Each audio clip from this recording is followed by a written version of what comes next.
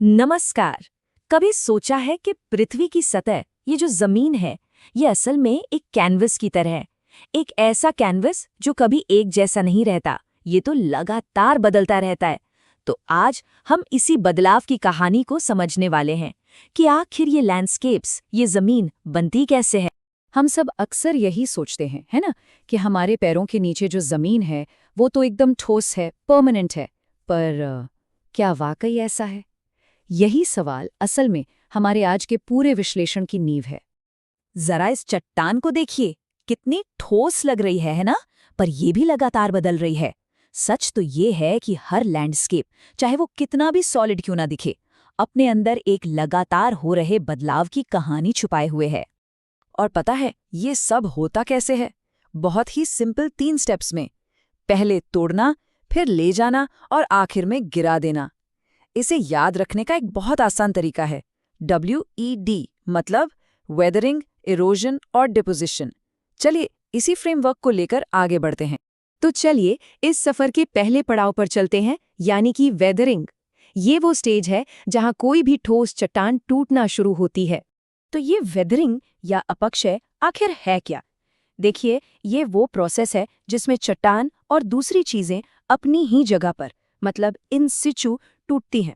यहाँ सबसे जरूरी बात यह है कि इसमें टूटा हुआ मटेरियल कहीं जाता नहीं है, वो बस अपनी जगह पर टूटता है।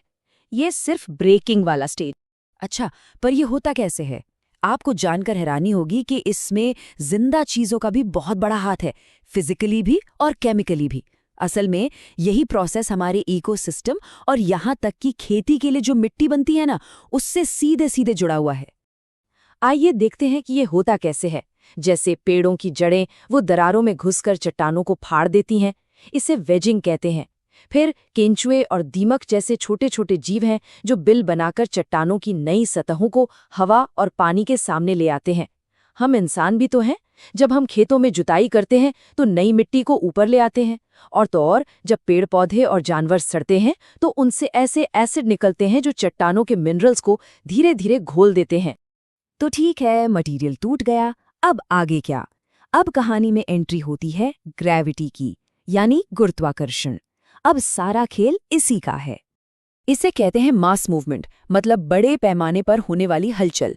इसमें होता क्या है कि चट्टान, मिट्टी, मलबा, ये सब कुछ ढलान पर सिर्फ और सिर्फ ग्रेविटी के असर से नीचे की तरफ खिसकने लगता है। यहाँ हीरो सिर्फ एक है, ग्रेविटी।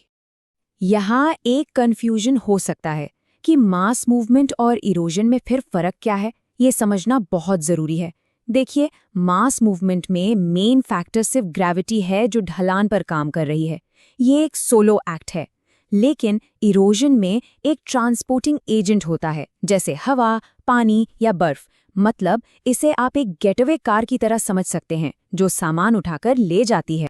अब ये जो मूवमेंट है, इसे जियोलॉजिस्ट इसके तरीके के आधार पर बांटते हैं। मतलब क्या मटेरियल बह रहा है यानी फ्लो कर रहा है, या फिर वो फिसल रहा है यानी स्लाइड कर रहा है, या फिर वो अपनी जगह से थोड़ा उठकर खिसक रहा है, जिसे हीव कहते हैं। इसे समझने का एक और आसान तरीका है स्पीड। कुछ मूवमेंट्स बहुत धीमी होती हैं, जैसे सॉइल क्रीप, जिसमें जमीन इतनी धीरे धीरे खिसकती है कि हमें पता तक नहीं चलता। और फिर होती हैं तेज मूवमेंट, जैसे मड फ्लो, एवलांच और लैंडस्लाइड्स। ये बहुत तेज और खतरनाक होती हैं और अक्सर भारी बारिश या भूकंप के बाद देखने को मिलती हैं। तो अब आते हैं हमारे WED फ्रेमवर्क के दूसरे स्टेज पर, ई यानी इरोजन, मतलब ले जाने वाली प्रक्रिया।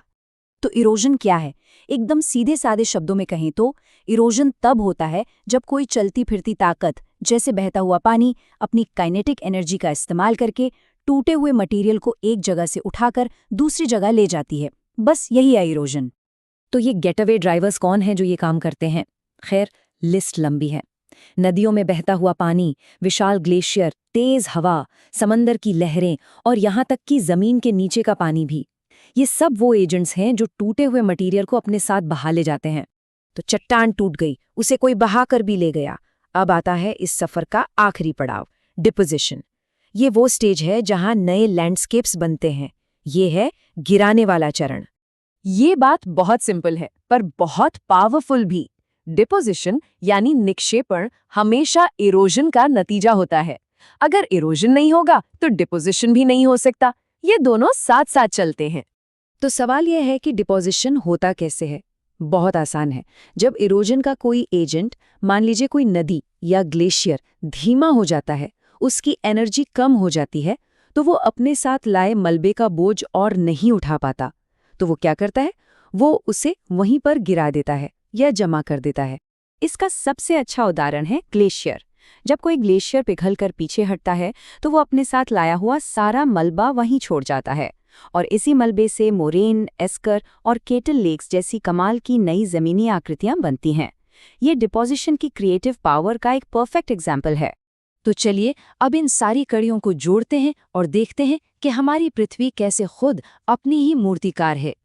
तो ये है वो पूरा साइकिल जिसके बारे में हमने शुरू में बात की थी। वेदरिंग चीज़ों को तोड़ता है, इरोजन उन्हें उठाकर ले जाता है, और डिपोजिशन उन्हें एक नई जगह पर जमा कर देता है। और ये साइकिल ये कभी नहीं रुकता। जरा सोचिए, एक विशाल पहाड़ धीरे धीरे रेत बनकर एक खूबसूरत बीच में बदल जाता है, या एक ग्लेशियर एक पूरी की पूरी घाटी तराश देता है। इन सब के पीछे यही साइकिल है। यही जियोलॉजिकल चेंज का असली इंजन है। ये छोटी छोटी प्रक्रियाएं ही मिलकर बड़े और शानदार लैंडस्केप्स बनाती हैं। तो अब जब हम इस धरती की भाषा को थोड़ा बहुत समझने लगे हैं, तो अगला सवाल ये है कि हमारे आसपास जो जमीन है, जो लैंडस्केप है, वो हमें कौन सी कहानी सुना रहा है?